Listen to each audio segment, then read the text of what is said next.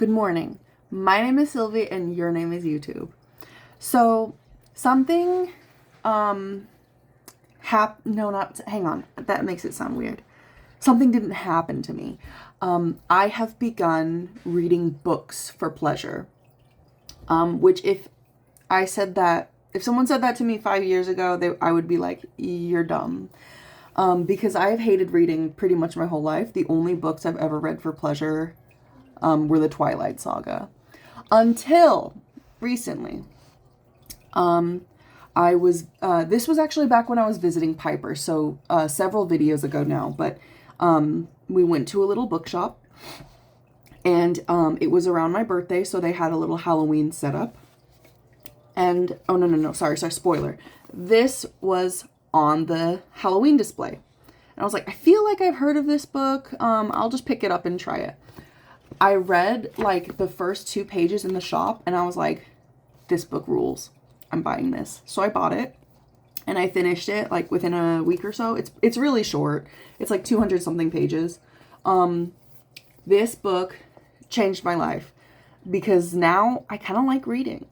It is so F-word good. I won't spoil anything. So in this video, I'm not actually going to talk about the content of the books because I hate spoilers myself. I'm just going to talk about the way they made me feel. This book was so good. It had just enough shock, I guess, to the point where it wasn't unbearable. It didn't really make me sick to my stomach like this other book did that I'm going to talk about. It was enough to keep me reading, and also just the writing itself, so well written. Something that I really liked about it is there was no fluff. That's part of why it's so short, I think, is there's no filler. It's like she has Agustina Basterica. I have no idea if I'm pronouncing that right. She's from Argentina. So good. She's such a good writer. The only regret I have is that I don't speak Spanish, so I couldn't read it in its original Spanish. But it's a masterpiece. I give it 10 out of 10. It was so good and so powerful, and even like the last line of the book, I was like, whoa. Okay, I'm gonna keep that as brief as possible. The next one that I read. Okay, so this is long, you guys. I'm sure you've very likely heard of this book, A Court of Lord of Blows and Blowses, by Sarah Moss. This was recommended to me by Michaela. Here's what I'll give it. It is entertaining. I read through parts of it really fast, because it was entertaining. Now, the writing level is low. I think like a middle schooler with the reading comprehension of a 3rd grader could probably get through this pretty easy. Also, it pulls a lot from existing fairy tales such as Beauty and the Beast. And there is something of, there is a question asked at one point in this book, not metaphorically. There's like a literal question asked. I'm really trying not to give stuff away. There's a question asked in this book. And if you know what I'm talking about, you know what I'm talking about. The answer to the question was like, are you kidding me right now?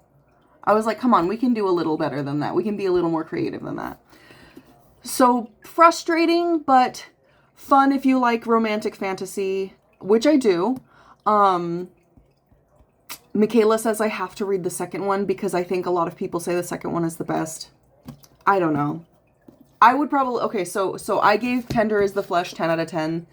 I would give this probably maybe a straight 5, like middle of the road. The writing is here's what I will say. It's accessible. If you're not a reader, it's intimidating how long it is, but it's easy to get through. You can get through it pretty quickly relative to how long it is. Excuse me. The next book I read, same author as Tender is the Flesh. Again, really great writing, great storytelling, very short again. I wasn't glued to this one the same as I was Tender is the Flesh. But it was good. It was an interesting story. kind of a lot of mystery, kind of, but it's a thriller. Oh, sorry, I hope you didn't hear my throat make that funny noise. One thing about this author is, like, it's a lot of, like, parallels to the real world, but kind of twisted. I think also maybe, I haven't read Handmaid's Tale, but I think there was probably a lot of similarities to The Handmaid's Tale. Good book. I would give this 7.5 out of 10. It was good. I liked it. I did overall I liked it more than ACOTAR. Oh my god, okay. Last book.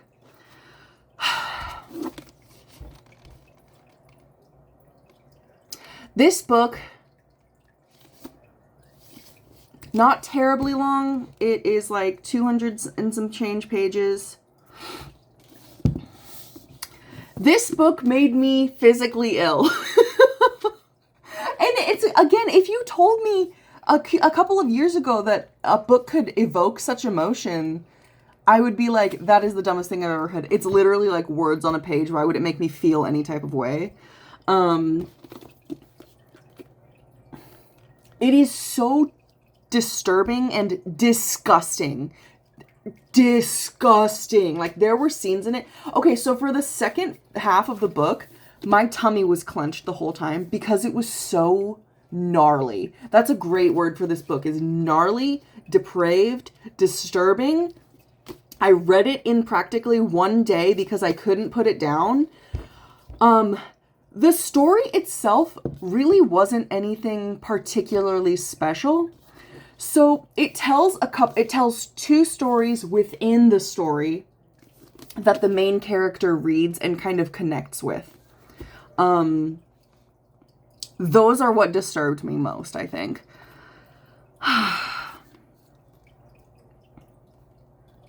I don't know if I would read this same author again, because I feel like a lot of what he was going for was just shock value. And while that did keep me reading, I wouldn't exactly say this was a great book. I'm sure lots of people think it is. I think that, so the author is queer, and I think that it offers some insight that I as a straight person wouldn't really think about. So there are parts of it that are, like, insightful. But other than that, I'm like, you are a sick motherfricker.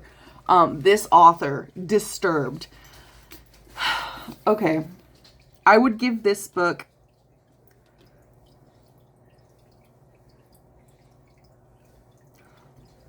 I'll give it a 6 out of 10. I wanted to give it a 5 because, again, the story isn't really terribly compelling. But the shock something is to be said about the shock value of this book. It really kept me reading, and I couldn't put it down. It was so disturbing. So yeah, those are some books that I've read recently. I have a couple more on my list to read. I'm proud of myself for getting through all of these. If I can recommend you one, it's Tender as the Flesh, and it's just, again, 10 out of 10. I'm saying the word again a lot in this video, aren't I? I hope nobody leaves a comment saying, oh my god, stop talking, girl. Okay, so this has been Sylvie's reading review. If there's interest, I could go into more depth about any one of these books. But until then, goodbye, and thanks for watching.